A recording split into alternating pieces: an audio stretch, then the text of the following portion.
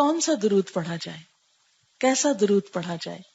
کیونکہ آپ نے دیکھا ہوگا کہ چونکہ درود شریف کی فضیلت بہت ہے، اس لیے ہمارے معاشرے میں بہت سے درود گھڑ لیے گئے، بہت سے درود ایجاد کر لیے گئے ہیں. ان کی کیا حیثیت ہے؟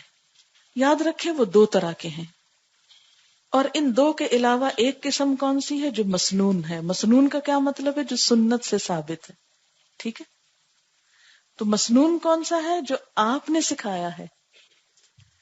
اور دوسرے کون سے ہیں؟ جو لوگوں نے خود بنائے ہیں. اب جو لوگوں نے خود بنائے ہیں وہ دو طرح کے ہیں. ایک تو وہ ہے کہ جو اچھے بہترین الفاظ میں آپ کی تعریف ہے.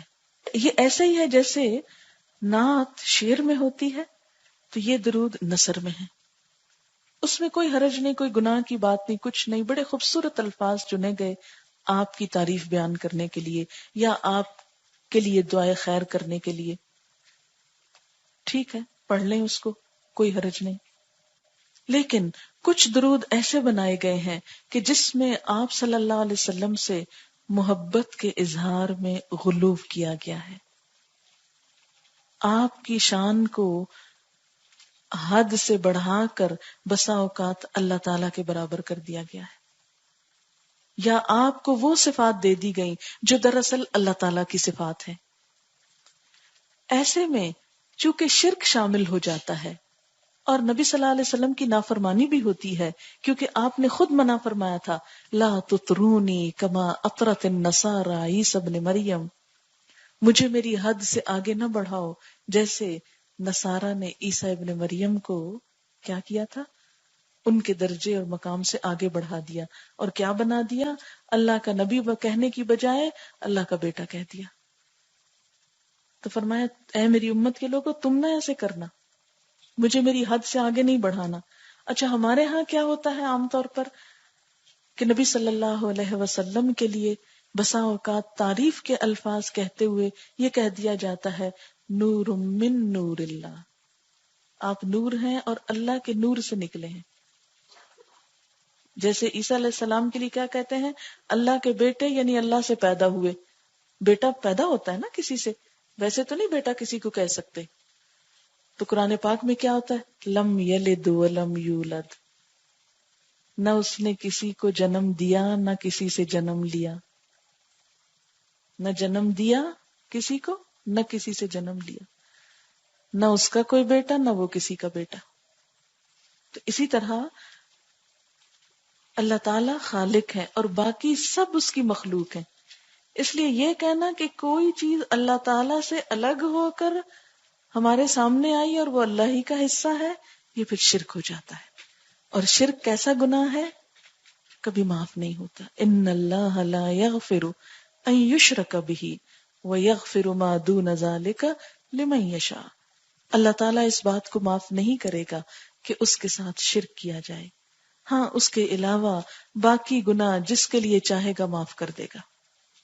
اچھا بسا اوقات ہم شعر بھی ایسے پڑھ لیتے ہیں، مثلا وہی جو مستوی تھا عرش میں خدا ہو کر، اتر پڑا مدینے میں مصطفیٰ ہو کر. تو اس میں کیا ہو جاتا ہے؟ شرک ہو جاتا ہے.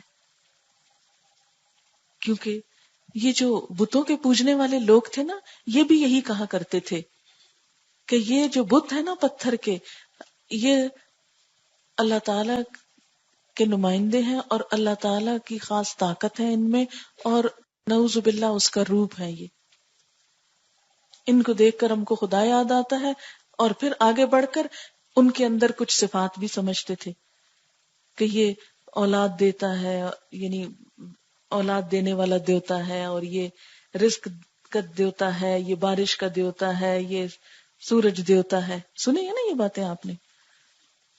پہلے وہ کیا کہتے ہیں؟ یہ اللہ تعالیٰ کا اوتار ہے، پھر اس کے بعد آہستہ آہستہ انہی کے اندر اللہ تعالیٰ کی صفات ڈھونڈ لیتے اور یوں شرک شروع ہو جاتا. ہم مسلمانوں نے بھی کیا کیا؟ پہلے حضور صلی اللہ علیہ وسلم کے اندر کچھ اللہ تعالیٰ کی صفات لے آئے اور پھر ان سے مانگنا بھی شروع کر دیا، اور کبھی کبھی ایسے الفاظ کہے کہ جو دراصل اللہ تعالیٰ ہی کی صفت ہے. مثلا ایک ہمارے ہاں مشہور درود ہے جس کو درود تاج کہا جاتا ہے. آپ سب واقف ہوں گے اس سے.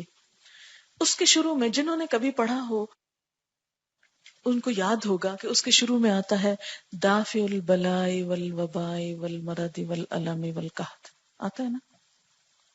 یہ حضور صلی اللہ علیہ وسلم کی صفت کے طور پر بات کی جاتی ہے کہ آپ کیا کرنے والے ہیں، بلاؤں کے دور کرنے والے ہیں، وباؤں کے دور کرنے والے ہیں، مرض کے دور کرنے والے، قحط کے اور بیماری کے، درد دکھ ہر چیز دور کرنے والے. اب یہ سب کچھ دور کون کرتا ہے؟ اللہ کرتا ہے. اگر ہم آپ صلی اللہ علیہ وسلم کی عقیدت میں، شان میں، محبت میں ایسی بات آپ کے ذمے لگائیں گے تو ایک طرف آپ کو بھی ناراض کریں گے، دوسری طرف اللہ تعالیٰ کو ناراض کریں گے، اور رحمت آنے کی بجائے اللہ تعالیٰ کا غضب آ سکتا ہے. اس لیے کوئی بھی درود جب آپ پڑھیں تو پہلا کام یہ کریں کہ اس کا مطلب پڑھیں. اور مطلب بھی بسا اوقات جو نیچے لکھے ہوتے ہیں وہ صحیح نہیں ہوتے، کیونکہ میں نے کئی درود تاج کے نیچے جب ترجمہ پڑھا تو اس میں انہوں نے لکھا ہوا کہ اللہ تعالیٰ آپ کے وسیلے سے ہمارے یہ بلائیں دور کرتے ہیں، حالانکہ عربی عبارت میں وسیلے کا لفظ ہی کوئی نہیں ہے، ڈائریکٹ لکھا ہوا ہے. پھر بعض اوقات آپ کا مقام اللہ تعالیٰ کے مقام سے بڑھا دیتے ہیں لوگ. مثلا ایک شعر میں لوگ کہتے ہیں کہ ہر مقام سے بالا میٹھے نبی کا روزہ، عرش اولا سے اعلیٰ میٹھے نبی کا روزہ، کعبے کی عظمتوں کا منکر نہیں ہوں لیکن کعبے کا کعبہ میٹھے نبی کا روزہ. اب کعبہ تو کعبہ ہے نا، کعبے کا تو کوئی کعبہ نہیں ہے، لیکن اس طرح کی باتیں آپ کی محبت میں کر کے تو ہم اس سیدھے رستے سے کہیں اور نکل جاتے ہیں. جہاں آپ کی محبت ایمان کا حصہ ہے وہاں ایسی باتیں کرنا ایمان کو نقصان دیتا ہے. اس لیے ہم کو سوچ سمجھ کے، صرف کسی بات کے لیے یہ کافی نہیں کہ ہمارے آبا و اجداد کرتے تھے یا ہمارے بڑے کوئی جاہل ہے اور فلاں صاحب جو ہیں وہ اتنے علم پڑے ہوئے ہیں وہ جاہل ہیں.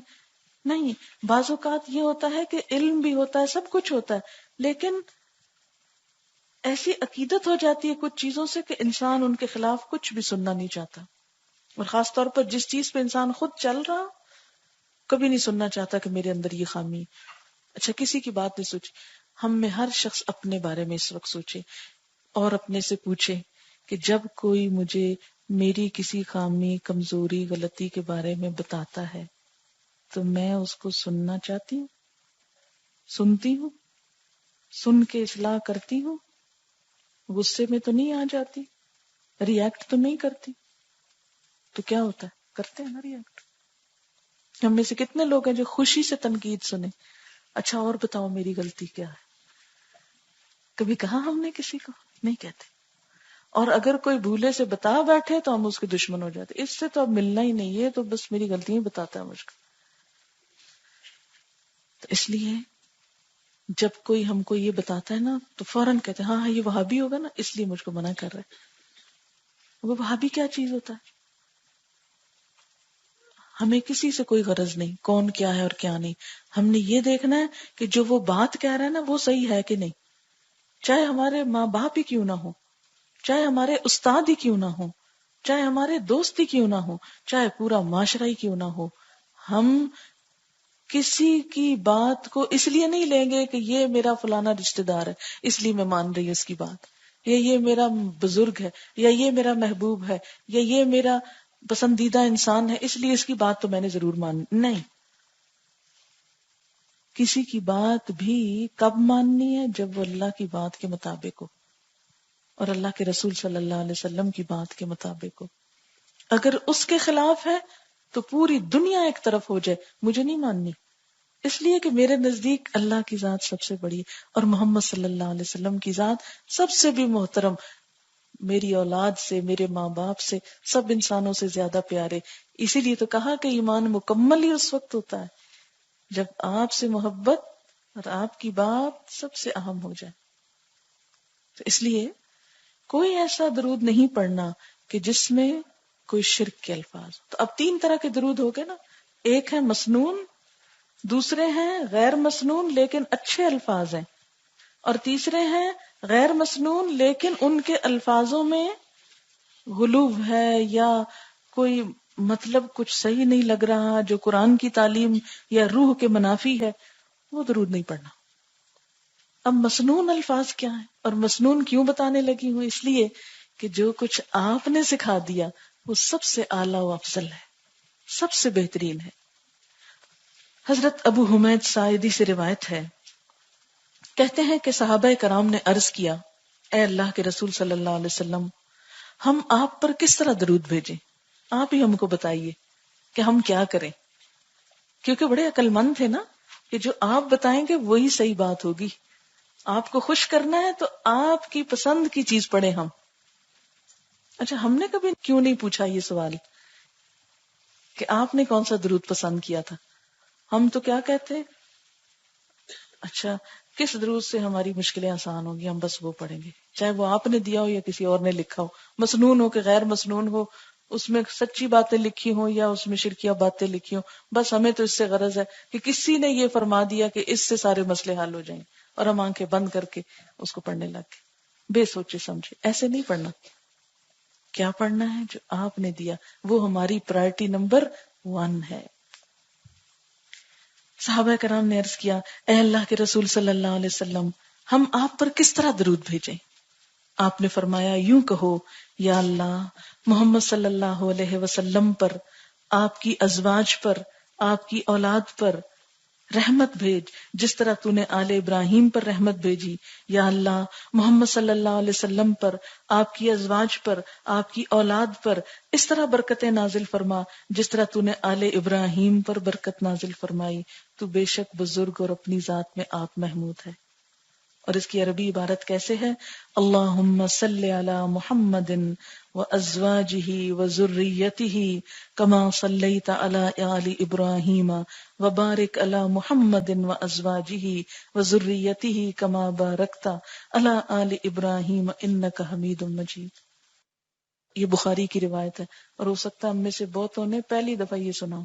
پھر اسی طرح ایک اور ہے، اس میں بھی صحابہ کرام نے حضور صلی اللہ علیہ وسلم سے پوچھا تو آپ نے کچھ یوں سکھایا، اللہم صلی علی محمد وعلی آل محمد کما صلیت علی ابراہیم وعلی آل ابراہیم انک حمید مجید، اللہم بارک علی محمد وعلی آل محمد کما بارکت علی ابراہیم وعلی آل ابراہیم انک حمید مجید۔ یہی ہم عام طور پہ نماز میں پڑھتے ہیں نا، یہ بھی بخاری کی روایت ہے۔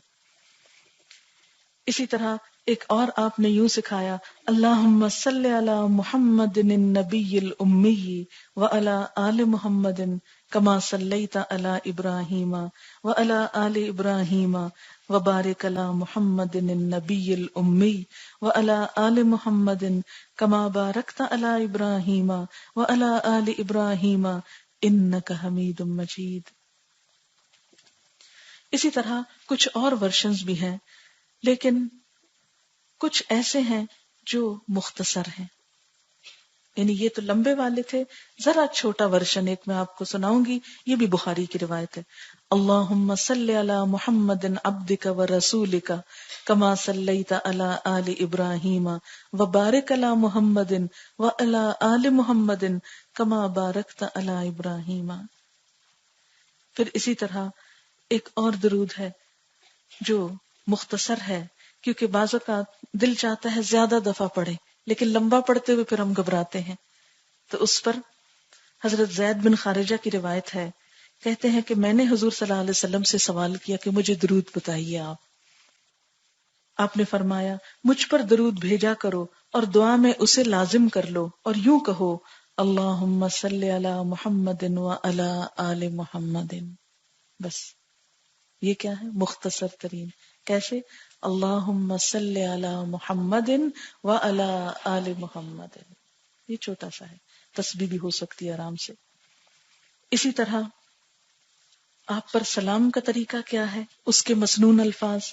حضرت عبداللہ بن مسعود رضی اللہ تعالی عنہ کہتے ہیں کہ رسول اللہ صلی اللہ علیہ وسلم ہماری طرف متوجہ ہوئے اور فرمایا، اللہ ہی سلام ہے، جب تم نماز پڑھو تو کہو، تمام زبانی، جسمانی اور مالی عبادات اللہ تعالیٰ کے لیے ہیں۔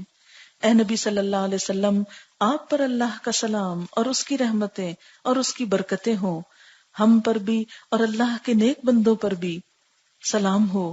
جب تم یہ کہو گے تو یہ الفاظ اللہ تعالیٰ کے تمام نیک بندوں کو پہنچ جائیں گے، چاہے وہ آسمان میں ہوں یا زمین میں. میں گواہی دیتا ہوں اللہ کے سوا کوئی معبود نہیں، اور میں گواہی دیتا ہوں کہ محمد صلی اللہ علیہ وسلم اللہ تعالیٰ کے بندے اور اس کے رسول ہیں. اور یہ کیا ہے جو ہم التحیات جس کو کہتے ہیں؟ اس میں بعض اوقات لوگ پڑھنے میں غلطی کرتے ہیں، کہتے ہیں التحیات. التحیات نہیں ہے، التحیات. التحیات تحیات اصل میں تھا اور اس سے شروع میں ال لگا، تو التحیات. آپ کو معلوم ہے کہ حضور صلی اللہ علیہ وسلم جب معراج پر تشریف لے گئے تھے تو ظاہر اللہ تعالیٰ کو تو کوئی چیز نہیں چاہیے، آپ کے لیے تحفہ کس چیز کا لے کر گئے؟ انہی اچھے کلمات کا، التحیات للہ والصلوات والطیبات. کیا معنی؟ کہ تمام زبانی، جسمانی اور مالی عبادات اللہ ہی کے لیے، پاکیزہ کلمات اللہ کے لیے. اس پر اللہ تعالیٰ نے کیا فرمایا؟ السلام علیک ایھا النبی. ایسے اللہ تعالیٰ نے سلام بھیجا اور ہم کو بھی سکھا دیا کیسے. السلام علیک ایھا النبی ورحمۃ اللہ وبرکاتہ. یہ ہے سلام کا صحیح طریقہ. اس پر جواب میں آپ صلی اللہ علیہ وسلم نے کیا فرمایا؟ یہ نہیں کہا والسلام علیکم، فرمایا السلام علینا، یعنی اللہ تعالیٰ آپ بھیج رہے ہیں، ہم قبول کر رہے ہیں، اور صرف اپنے لیے نہیں، وَعَلَىٰ عِبَادِ اللَّهِ الصَّالِحِينَ. اس سے محبت پھوٹتی ہے نا آپ کے لیے کہ ہر موقع پر آپ نے اپنے ماننے والوں کو بھی یاد رکھا. السلام علینا وعلی عباد اللہ الصالحین. اور پھر فرمایا اشہد اللہ الہ الا اللہ واشہد ان محمدا عبدہ ورسولہ. اسے بخاری نے روایت کیا ہے. اور آپ دیکھیے کہ جو شخص دن میں 5 نمازیں پڑھتا ہے وہ لازماً درود اور سلام دونوں پڑھتا رہتا ہے. اچھا، درود کب کب پڑھنا چاہیے، کس کس موقع پر؟ نمبر 1، نماز ختم کرنے سے پہلے درود پڑھنا مسنون ہے. حضرت فضالہ بن عبید کہتے ہیں کہ رسول اللہ صلی اللہ علیہ وسلم نے ایک آدمی کو نماز میں درود کے بغیر دعا مانگتے ہوئے سنا. یعنی اس نے درود نہیں پڑھا، التحیات پڑھ کے فوراً دعائیں مانگنی شروع کر دی، رب اجعلنی وغیرہ. آپ نے فرمایا اس نے جلدی کی. پھر آپ نے اسے اپنے پاس بلایا اور اس کو یا کسی دوسرے کو مخاطب کر کے فرمایا جب کوئی نماز پڑھے تو اللہ تعالیٰ کی حمد و ثنا سے آغاز کرے. ہم کیسے پڑھتے ہیں نماز اللہ اکبر کر کے؟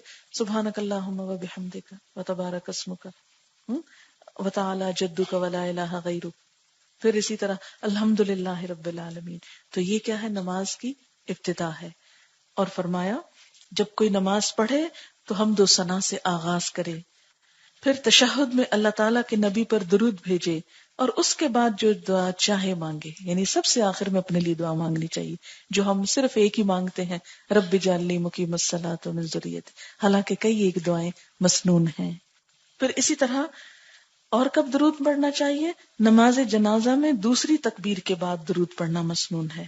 حضرت امامہ آپ صلی اللہ علیہ وسلم کے ایک صحابی سے روایت کرتے ہیں کہ نماز جنازہ میں امام کا پہلی تکبیر کے بعد خاموشی سے سورۃ فاتحہ پڑھنا، دوسری تکبیر کے بعد نبی صلی اللہ علیہ وسلم پر درود بھیجنا، اور تیسری کے بعد خلوص دل سے میت کے لیے دعا کرنا، اور ان تکبیروں میں قرآن کی قرات نہ کرنا اور آہستہ سلام پھیرنا سنت ہے.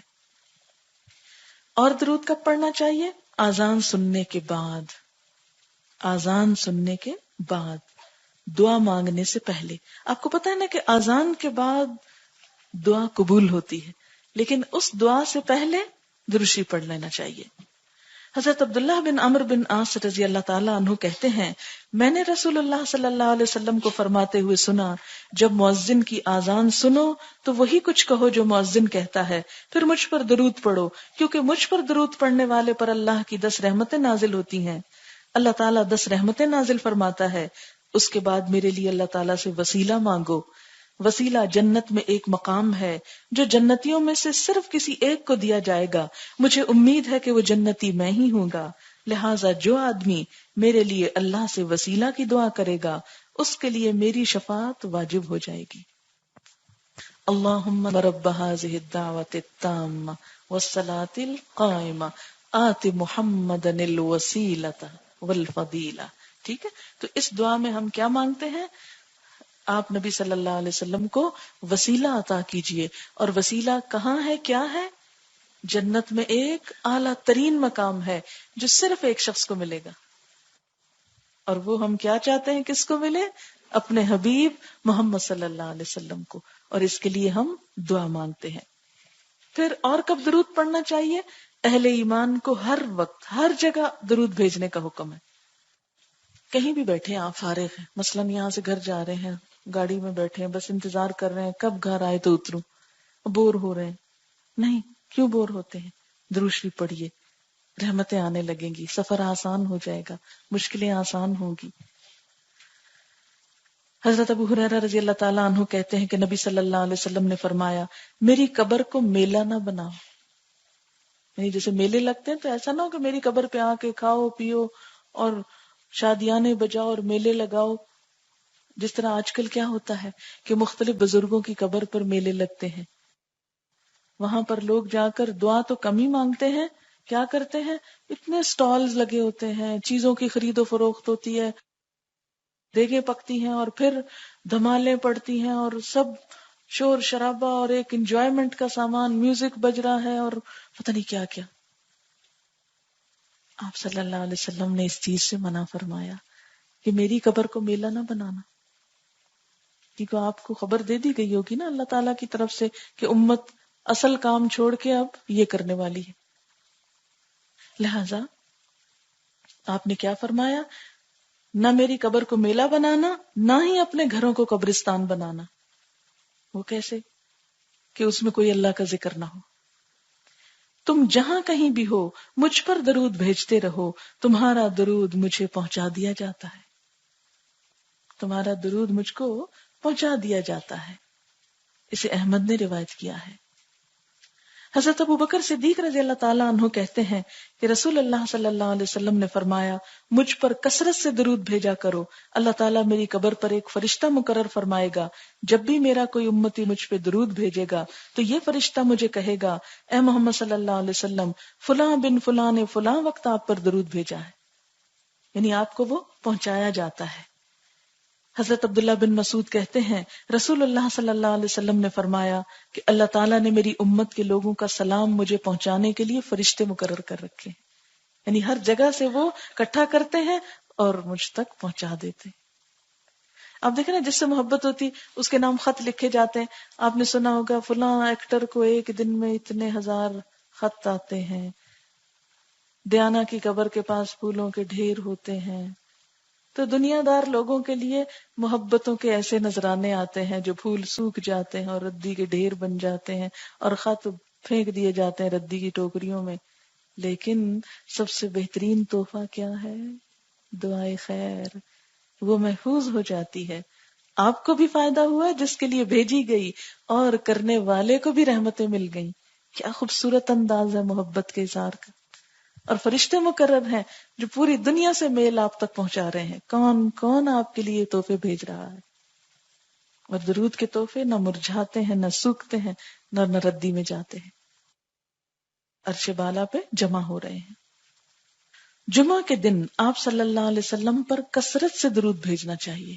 یہ یاد رکھیے، اس بات کو کبھی نہ بھولیے. حضرت ابو مسعود انصاری کہتے ہیں کہ رسول اللہ صلی اللہ علیہ وسلم نے فرمایا کہ جمعہ کے روز مجھ پر کثرت سے درود بھیجا کرو. جو آدمی جمعہ کے روز مجھ پر درود بھیجتا ہے وہ میرے سامنے پیش کیا جاتا ہے. اسے بہقی نے روایت کیا جاتا، یعنی اس کا تعارف بھی ایک طرح سے آپ کے سامنے ہوتا ہے. حضرت اوس بن اوس کہتے ہیں کہ نبی صلی اللہ علیہ وسلم نے فرمایا، سب دنوں میں جمعہ کا دن افضل ہے.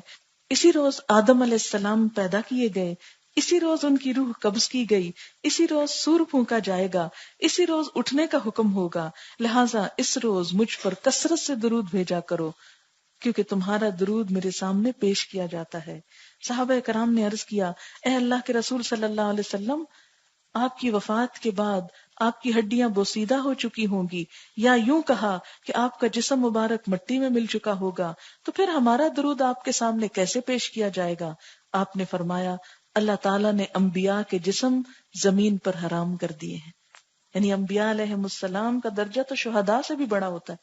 شہید مر کے نہیں مرتے اور ان کے جسموں کو بھی زمین نہیں کھاتی، اسی طرح انبیاء علیہم السلام جو ہیں ان کے جسم کو مٹی کوئی نقصان نہیں دیتی۔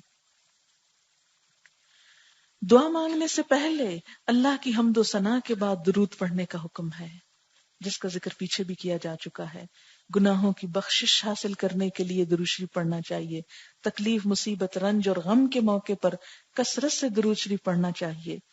آپ صلی اللہ علیہ وسلم کا نام مبارک سنتے ہوئے، پڑھتے ہوئے یا لکھتے وقت درود شریف پڑھنا چاہیے، اور لکھتے وقت صلی اللہ علیہ وسلم پورا لکھنا چاہیے۔ اگر بہت تیز لکھ رہے ہیں، جیسے امتحان میں آپ پیپر حل کر رہے ہیں اور اتنا وقت نہ ہو، تو ایک دفعہ پورا لکھ لیجئے اور ہر دفعہ سواد کے ساتھ انڈیکیشن دے دیجئے۔ اسی طرح انگریزی میں پیس بی اپون ہم ایک دفعہ پورا لکھ لیجئے اور اس کے بعد ایبریویشن بھی لکھی جا سکتی ہے، لیکن اس سے زیادہ اچھا ہے کہ انگلش میں محمد لکھ کر اور اوپر سواد کا انڈیکیشن دینے کا رواج ڈالیں صلی اللہ علیہ وسلم۔ حضرت علی رضی اللہ تعالیٰ عنہ کہتے ہیں کہ جس کے سامنے آپ کا نام لیا جائے پھر وہ درود نہ پڑھے وہ بخیل ہے۔ اسی طرح مسجد میں داخل ہوتے اور مسجد سے نکلتے وقت درود و سلام پڑھنا مسنون ہے۔ حضرت فاطمہ کہتی ہیں کہ رسول اللہ صلی اللہ علیہ وسلم جب مسجد میں داخل ہوتے تو فرماتے بسم اللہ والسلام علی رسول اللہ، اللہم اغفر لی ذنوبی وافتح لی ابواب رحمتک۔ اللہ کے نام سے مسجد میں داخل ہوتا ہوں اور اللہ کے رسول صلی اللہ علیہ وسلم پر سلام ہو، اے اللہ میرے گناہ معاف فرما اور اپنی رحمت کے دروازے میرے لیے کھول دے۔ اور جب مسجد سے باہر نکلتے تو فرماتے بسم اللہ والسلام علی رسول اللہ، اللہم اغفر لی ذنوبی وافتح لی ابواب فضلک۔ اے اللہ، اللہ کے نام سے مسجد سے نکلتا ہوں، اللہ کے رسول صلی اللہ علیہ وسلم پر سلام ہو، اے اللہ میرے گناہ معاف فرما اور اپنے فضل کے دروازے میرے لیے کھول دے۔ نماز سے فارغ ہونے کے بعد آپ پر درود بھیجنا مسنون ہے۔ کیسے؟ حضرت ابو سعید رضی اللہ تعالیٰ عنہ کہتے ہیں کہ نبی صلی اللہ علیہ وسلم جب نماز سے سلام پھیرتے تو 3 مرتبہ یہ کلمات ادا کرتے تھے، سبحان ربک رب العزت عما یصفون وسلام علی المرسلین والحمد للہ رب العالمین۔ یہ کتنی دفعہ؟ 3 مرتبہ۔ ہر مجلس میں آپ پر درود پڑھنا مسنون ہے، کیونکہ وہ مجلس جہاں اللہ کا ذکر نہ ہو اور درود شریف نہ پڑھا جائے قیامت کے دن انسان کے لیے حسرت کا سبب ہوگی۔ ہر صبح اور شام درود پڑھنا مسنون ہے۔ حضرت ابو الدرداء کہتے ہیں کہ آپ صلی اللہ علیہ وسلم نے فرمایا جس نے 10 مرتبہ صبح اور 10 مرتبہ شام درود پڑھا